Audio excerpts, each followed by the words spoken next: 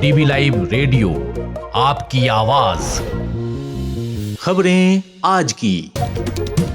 नमस्कार, मैं हूं समीर आत्मजमेश। केंद्र सरकार के जातिगत जनगणना कराने के फैसले पर विपक्ष का सवाल, कब और कैसे होगी? 6 साल से हम इंतजार कर रहे हैं इस जनसंख्या का। आप ही ने 24 दिसंबर 2019 को निर्णय लिया था, तब तो जाति का कोई जिक्र नहीं था। पहलगाम हमले के दोषियों को गृह मंत्री अमित शाह की चेतावनी। हर व्यक्ति को चुन चुन कर जवाब भी मिलेगा, जवाब भी लिया जाएगा। अमेरिका और यूक्रेन के बीच यूक्रेन की खनिज डील पर हस्ताक्षर। होंगी खेल की खबरें और विशेष रिपोर्ट भी, लेकिन पहले हेडलाइंस।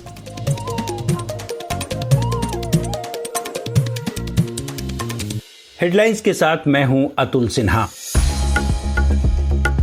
पहलगाम हमले को लेकर रक्षा मंत्री राजनाथ सिंह ने की अमेरिकी रक्षा मंत्री से बात। सैन्य तैयारियां तेज। आईएनएस सूरत हजीरा पोर्ट पर तैनात। अरब सागर में एंटी शिप एंटी एयरक्राफ्ट ने की फायरिंग की प्रैक्टिस। पाकिस्तान ने आईएसआई चीफ असीम मलिक को बनाया राष्ट्रीय सुरक्षा सलाहकार। भारत के साथ बढ़ते तनाव के बीच अप्रैल 2022 से खाली पड़े पद पर हुई मलिक की नियुक्ति। पुलवामा आतंकी हमले में जान गंवाने वाले लेफ्टिनेंट विनय नरवाल की पत्नी ने की शांति की अपील। कहा, पहलगाम हमले को लेकर कश्मीरियों या मुस्लिमों के खिलाफ न जाएं। जिन्होंने लोगों को मारा, सजा उन्हीं को मिले। हमें चाहिए शांति और इंसाफ। शरबत जिहाद मामले में दिल्ली हाईकोर्ट ने फिर लगाई रामदेव को फटकार। कहा, रामदेव किसी के काबू में नहीं।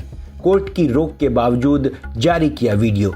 योग गुरु के खिलाफ अब जारी होगा अवमानना का नोटिस। और ट्रंप जेलेंस्की में तनावपूर्ण बहस के 2 महीने बाद दोनों देशों में हुई मिनरल डील। अमेरिका ने यूक्रेन को जंग में दी $350 बिलियन की मदद। बदले में अब अमेरिका को मिलेंगे दुर्लभ खनिज। डीबी लाइव रेडियो पर आप सुन रहे हैं खबरें आज की। केंद्र सरकार ने पहलगाम हमले के बाद देश भर में नाराजगी और गुस्से के बीच और बिहार विधानसभा चुनाव से ठीक पहले जातिगत जनगणना कराने का फैसला तो ले लिया है, लेकिन विपक्ष सवाल पूछ रहा है कि आखिर ये होगा कब। विपक्ष सरकार के इस फैसले का क्रेडिट भी ले रहा है, लेकिन सरकार और खासकर भारतीय जनता पार्टी इस मुद्दे पर खुद को घिरी पा रही है। वजह यह है कि अब तक पार्टी जातिगत जनगणना का विरोध करती रही है। इस मुद्दे पर चल रही राजनीतिक खींचतान और सरकार की तैयारियों पर सुनिए अंशिता की ये रिपोर्ट। बुधवार को केंद्रीय कैबिनेट की बैठक में सरकार ने यह फैसला तो ले लिया कि अगली जनगणना में जातियों की गणना यानी कास्ट सेंसस भी किया जाएगा। जाति जनगणना की मांग विपक्ष का मुख्य एजेंडा रहा है और सरकार की इस घोषणा को विपक्ष अपनी जीत बता रहा है। लेकिन सरकार से सवाल भी पूछा जा रहा है कि अगली जनसंख्या कब होगी और किस तरह से होगी। कांग्रेस पार्टी के वरिष्ठ नेता जयराम रमेश कहते हैं, जैसा कि कल राहुल जी ने कहा, हेडलाइन तो दे दिया पर डेडलाइन कहाँ है? डेडलाइन के बिना हेडलाइन में तो प्रधानमंत्री बहुत माहिर हैं। उन्होंने कह दिया जाति शामिल होगा। और राहुल जी ने कल सवाल उठाया, आप एक रोड मैप देश के सामने रखिए। 6 साल से हम इंतजार कर रहे हैं इस जनसंख्या का। आप ही ने 24 दिसंबर 2019 को निर्णय लिया था, तब तो जाति का कोई जिक्र नहीं था। इससे पहले कांग्रेस नेता राहुल गांधी ने भी कहा कि सरकार को स्पष्ट करना चाहिए कि जनगणना कब और कैसे होगी। सरकार इसकी टाइमलाइन बताए। राहुल गांधी ने सरकार को इस बारे में तेलंगाना मॉडल अपनाने की भी सलाह दी, लेकिन केंद्रीय मंत्री जी किशन रेड्डी इसके जवाब में कहते हैं कि सरकार को पता है कि इसे कैसे अमल में लाना है। अभी तो ये शुरुआत है निर्णय। अभी जब पार्लियामेंट में डिस्कशन होगा, इस एक्ट को अमेंडमेंट करना होगा। उसके बाद सेंसस के समय पे जो भी करना है हम करेंगे। हम सत्ता में हैं, हमको सब मालूम है।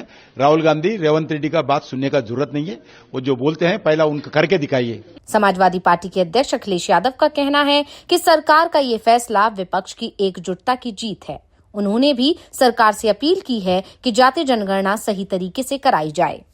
अभी अभी सरकार ने फैसला लिया है। हमें खुशी है इस बात की कि सामाजिक न्याय के राज की स्थापना के लिए एक कदम तो बढ़े हैं सब लोग। सामाजिक न्याय के राज की स्थापना हो, उसके लिए जाति जनगणना का फैसला 90% पीडीए की एकजुटता की 100% जीत है। हम सबके सम्मिलित दबाव से भाजपा सरकार मजबूरन ये निर्णय लेने को बाध्य हुई है। सामाजिक न्याय की लड़ाई में ये पीडीए की जीत का एक अति महत्वपूर्ण चरण है। दरअसल सरकार ने जाति जनगणना पर यह फैसला उस वक्त लिया है जब एक हफ्ते पहले जम्मू कश्मीर के पहलगाम में आतंकी हमला हुआ और पूरा देश आतंकवादियों के खिलाफ कार्रवाई की मांग कर रहा है। विपक्ष ने भी किसी भी कार्रवाई में सरकार का साथ देने का ऐलान कर रखा है। वंचित बहुजन अघाड़ी पार्टी के राष्ट्रीय अध्यक्ष प्रकाश अंबेडकर कहते हैं कि सरकार ने पहलगाम की घटना से लोगों का ध्यान भटकाने के लिए ये घोषणा की है। एक तरफ सुप्रीम कोर्ट में यही सरकार, मोदी की सरकार जो है, एफिडेविट दाखिल करती है कि हम जात गणना नहीं कर सकते। दूसरी बात यह है कि जब कोई मांग नहीं रहा था तो अचानक जातीय जनगणना की अनाउंसमेंट हो जाती है, और वो भी ऐसे वक्त हो जाती है कि जब पहलगाम का जो कांड हुआ है जिसमें 26 लोग मारे गए, 17 लोग घायल है, और जनता जो है वो एक्शन चाह रही है सरकार से, ऐसे वक्त में किया जा रहा है। तो मैं ये मानता हूं कि ये एक जुमला है, जुमले के अलावा कुछ इसको अहमियत नहीं, ऐसा मैं मानता हूं। बुधवार को राजनीतिक मामलों की कैबिनेट कमेटी में सरकार ने देश में जनगणना के साथ ही जातिगत जनगणना कराने का फैसला लेकर सबको चौंका दिया था, क्योंकि जातिगत जनगणना की मांग कांग्रेस समेत इंडिया गठबंधन की तमाम पार्टियां पिछले काफी समय से कर रही हैं, जबकि बीजेपी जातिगत जनगणना का विरोध करती रही है। डीवी लाइव रेडियो के लिए मैं अंशिता। 10 दिन पहले यानी 22 अप्रैल को जम्मू कश्मीर के पहलगाम में भारतीय पर्यटकों पर हुए हमले के बाद सरकार की ओर से सख्त कार्रवाई की उम्मीद की जा रही थी। खुद प्रधानमंत्री नरेंद्र मोदी ने भी आश्वासन दिया था, लेकिन कार्रवाई की घोषणा के बीच जातिगत जनगणना कराने की घोषणा ने सबको चौंका दिया। हमलावर अभी पकड़े भी नहीं गए हैं। वहीं आज केंद्रीय गृह मंत्री अमित शाह ने भी दोहराया कि पहलगाम के दोषियों को चुन चुनकर सजा दी जाएगी। और मैं आज पूरे देश की जनता को ये बताना चाहता हूं कि 90 के दशक से कश्मीर में जो आतंकवाद चला रहे हैं, उनके खिलाफ हमारे प्रधानमंत्री नरेंद्र मोदी जी का जीरो टॉलरेंस का नीति है। हम मजबूती के साथ अपनी लड़ाई लड़े हैं, और आज वो ये न समझ ले कि हमारे 27 नागरिकों का जान लेकर ये लड़ाई जीते हो। मैं सभी आतंक फैलाने वालों को कहना चाहता हूं कि लड़ाई का अंत नहीं है, एक मकाम है। हर व्यक्ति को चुन चुन कर जवाब भी मिलेगा, जवाब भी लिया जाएगा। इस बीच अमेरिकी विदेश मंत्री मार्को रूबियो ने फोन करके भारत और पाकिस्तान से तनाव कम करने की अपील की है।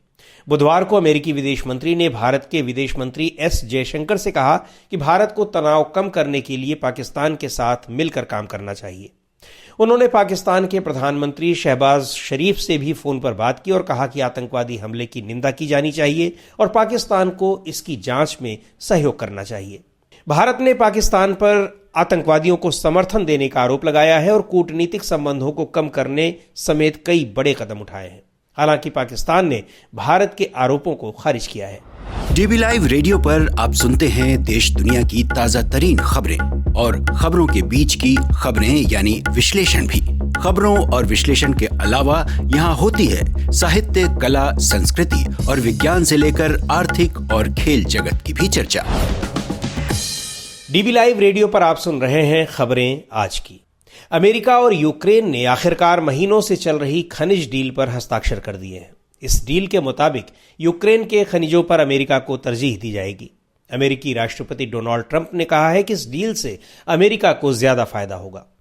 यूक्रेन के दुर्लभ खनिजों तक अमेरिका की पहुंच सुनिश्चित करने के लिए यूक्रेन और अमेरिका के बीच महीनों से एक समझौते पर बातचीत चल रही थी। इस बारे में और जानकारी दे रही हैं आराधना। महीनों से चल रही बातचीत के बाद आखिरकार यूक्रेन के दुर्लभ खनिजों पर अमेरिका की पहुंच सुनिश्चित करने के लिए वॉशिंगटन में यूक्रेन और अमेरिका में समझौता हो गया। अमेरिका के वित्त मंत्री स्कॉट बेसेंट और यूक्रेन के उप प्रधानमंत्री यूलिया स्वीरिडेन्को ने इस समझौते पर हस्ताक्षर किए। अमेरिकी वित्त विभाग की ओर से जारी बयान के मुताबिक इस सौदे के तहत यूक्रेन के खनिजों पर अमेरिका को तरजीह दी जाएगी। इन खनिजों से होने वाली आय का एक हिस्सा यूक्रेन के पुनर्निर्माण के लिए बनाए जाने वाले एक साझा कोष में जाएगा। अमेरिकी वित्त विभाग की ओर से जारी विज्ञप्ति के मुताबिक दोनों देश एक रिकंस्ट्रक्शन इन्वेस्टमेंट फंड बनाने पर सहमत हुए हैं। समझौते को लेकर अमेरिका के राष्ट्रपति डोनाल्ड ट्रंप का कहना है कि इससे अमेरिका को ज्यादा फायदा होगा। ट्रंप कह रहे थे कि बाइडेन ने यूक्रेन को 350 अरब डॉलर दिए। अब हमने एक ऐसी डील की है कि हमें इससे ज्यादा पैसे मिलेंगे।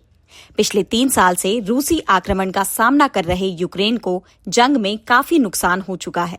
समझौते को लेकर यूक्रेन के प्रधानमंत्री डेनिस श्मेहाल का कहना है कि दोनों देशों के बीच ये एक रणनीतिक सौदा है जिससे आधारभूत ढांचे का पुनर्निर्माण सुनिश्चित हो सकेगा। यूक्रेन में रेयर अर्थ समेत कई अहम खनिज और प्राकृतिक संसाधन हैं। अमेरिकी जियोलॉजिकल सर्वे का मानना है कि यहाँ 50 से ज्यादा क्रिटिकल मिनरल्स हैं, जिनमें निकेल और लिथियम जैसे रेयर अर्थ भी शामिल हैं। आधुनिक रक्षा विज्ञान, हाईटेक उपकरणों, एरोस्पेस और ग्रीन ऊर्जा के क्षेत्र में इन खनिजों के इस्तेमाल के बिना आगे बढ़ना असंभव है।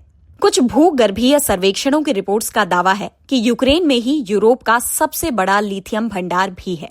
अनुमान के मुताबिक वहां 5 लाख मेट्रिक टन लिथियम है। फिलहाल यूक्रेन रेयर अर्थ खनिजों का कोई व्यावसायिक इस्तेमाल नहीं कर रहा है। वैश्विक स्तर पर चीन रेयर अर्थ का सबसे बड़ा सप्लायर है। पश्चिमी देश चीन पर आरोप लगाते हैं कि वो रेयर अर्थ की सप्लाई को राजनीतिक हथियार की तरह इस्तेमाल करता है। अमेरिका के राष्ट्रपति डोनाल्ड ट्रंप के टैरिफ युद्ध के जवाब में चीन अमेरिका को कई अहम खनिजों की सप्लाई बैन कर चुका है। यूक्रेन की सरकार को उम्मीद है कि साल 2033 तक उसके खनिज खनन सेक्टर में 12 से 15 अरब डॉलर का निवेश होगा। हालांकि रिपोर्ट्स के मुताबिक यूक्रेन के धातु भंडार का 40% हिस्सा रूस के नियंत्रण में जा चुका है। डीबी लाइव रेडियो के लिए मैं आराधना। आप सुन रहे हैं डीबी लाइव रेडियो, आपकी आवाज। और अब वक्त हो चला है खेल की खबरों का। खेल की खबरों के साथ हैं यश त्रिवेदी।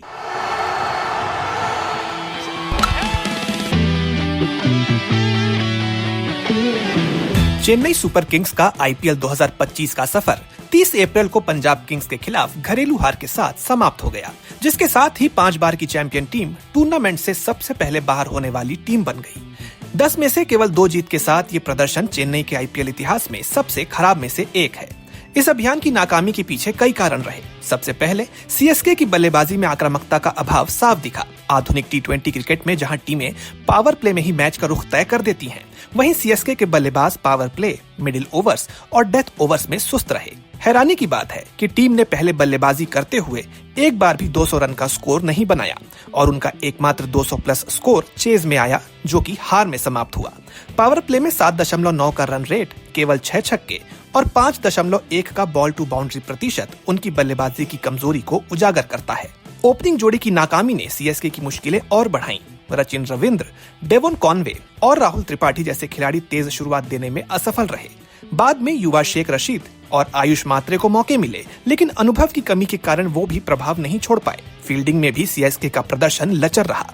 टीम ने 17 कैच ड्रॉप किए, जो राजस्थान रॉयल्स के 18 कैचों के बाद सबसे ज्यादा है। कप्तान ऋतुराज गायकवाड़ और एमएस धोनी ने भी माना कि फील्डिंग की कमजोरी ने कई मैचों में नुकसान पहुंचाया। ऑक्शन रणनीति में भी सीएसके की कमजोरी साफ नजर आई। 55 करोड़ रुपए के बावजूद टीम गेम चेंजर खिलाड़ी नहीं खरीद सकी। रचिन रविंद्र, कॉनवे, राहुल त्रिपाठी और दीपक हुडा जैसे बल्लेबाज फ्लॉप रहे, जबकि गेंदबाजी में नूर अहमद और खलील अहमद को छोड़कर कोई प्रभाव नहीं छोड़ सका। सुरेश रैना ने सुझाव दिया कि सीएसके को ऋषभ पंत या ईशान किशन जैसे आक्रामक बल्लेबाजों पर दाव लगाना चाहिए था। कप्तानी और रणनीति में भी कमी नजर आई। ऋतुराज की चोट के बाद धोनी ने कप्तानी संभाली, लेकिन उनकी रणनीति में स्पष्टता का अभाव रहा। लगातार बदलावों से खिलाड़ियों को अपनी भूमिका समझने में दिक्कत हुई। इसके अलावा सीएसके ने युवा खिलाड़ियों जैसे शेख रशीद और आयुष मात्रे को देर से मौके दिए, जबकि अन्य टीमें युवा प्रतिभाओं से फायदा उठा रही थीं। कुल मिलाकर सीएसके का आईपीएल 2025 में खराब प्रदर्शन उनकी रूढ़िगत रणनीति, कमजोर ऑक्शन प्लानिंग और आधुनिक टी20 क्रिकेट के साथ तालमेल न बिठा पाने का नतीजा रहा। अगर सीएसके को अगले सीजन में वापसी करनी है तो उन्हें अपनी बल्लेबाजी, फील्डिंग और ऑक्शन रणनीति में आमूलचूल परिवर्तन करने होंगे। यश त्रिवेदी, डीबी लाइव रेडियो।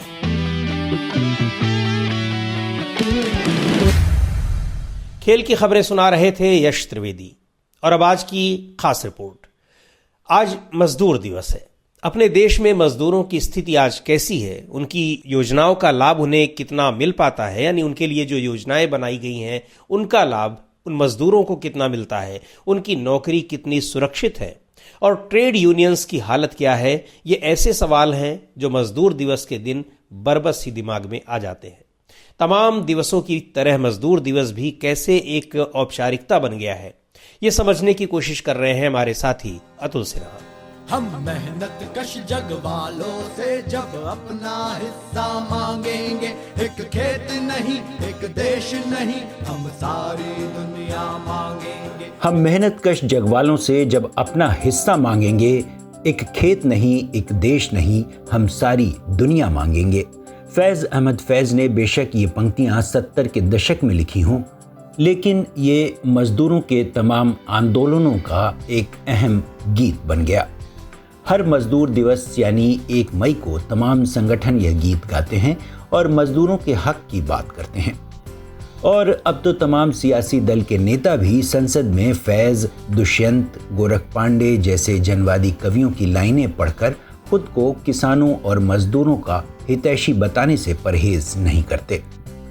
अपने देश में बेशक अब ट्रेड यूनियन आंदोलन खत्म हो गए हों, मजदूरों के संगठनों की आवाज में दम नहीं बचा हो और तमाम तथाकथित मजदूर नेता समझौता परस्त हो गए हों, ऐसे में मजदूर दिवस महज एक औपचारिकता बनकर रह गई है।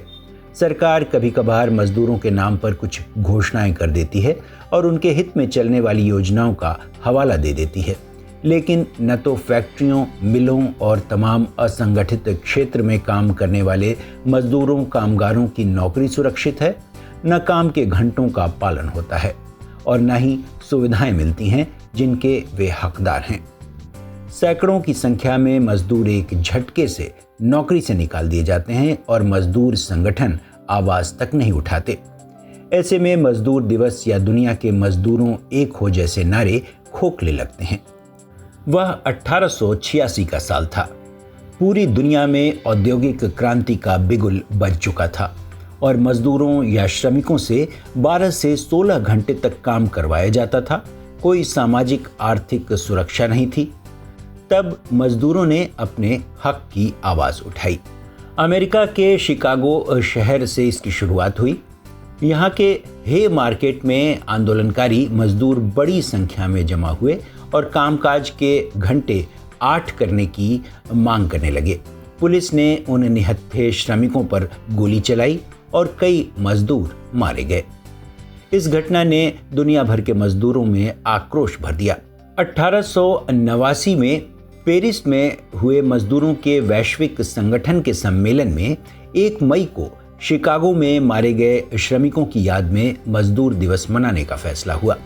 तभी से पूरी दुनिया में 1 मई को मजदूर दिवस की तरह मनाया जाता है। भारत में इसकी शुरुआत हुई 1923 से, जब चेन्नई में लेबर किसान पार्टी ऑफ हिंदुस्तान ने इस दिन रैलियां निकाली और देश के मजदूरों के हक की आवाज उठाई। इसी दिन से यहाँ मई दिवस मनाया जाने लगा। इसका फायदा भी हुआ और सरकारी तौर पर मजदूरों के काम के घंटे 8 कर दिए गए। तमाम देशों में श्रम कानून बने, ट्रेड यूनियन बने, श्रम अदालतें अस्तित्व में आईं, सामाजिक और आर्थिक सुरक्षा की बातें होने लगीं। लेकिन कानूनों का पालन कितना होता है, यह आज भी गंभीर सवाल बना हुआ है। अपने देश में इस वक्त करीब 50 करोड़ श्रमिक हैं, जिनमें ज्यादातर यानी करीब 83% असंगठित क्षेत्रों में काम करते हैं। इनमें करीब 30 करोड़ कृषि मजदूर हैं और 3 करोड़ से ज्यादा प्रवासी मजदूर। आप सोच लीजिए, अगर मजदूर वर्ग काम करना बंद कर दे तो हमारी पूरी व्यवस्था ठप हो जाएगी। इसलिए ज्यादातर सरकारें अपने इस बड़े वोट बैंक को साधने के लिए कई तरह की योजनाएं लाती रहती हैं। हालांकि तमाम योजनाओं की तरह उनमें से कितनी जमीनी स्तर पर लागू हो पाती हैं, यह आज भी एक गंभीर सवाल बना हुआ है। डीबी लाइव रेडियो के लिए मैं अतुल सिन्हा। कैसी लगी आपको ये रिपोर्ट, हमें जरूर बताइएगा। इस कार्यक्रम को अब यहीं समाप्त करते हैं। बने रहिए डीबी लाइव रेडियो के साथ। हर रोज सुनिए दिन भर की खबरों और विश्लेषण का हमारा ये प्रोग्राम खबरें आज की। अब दीजिए इजाजत, नमस्कार।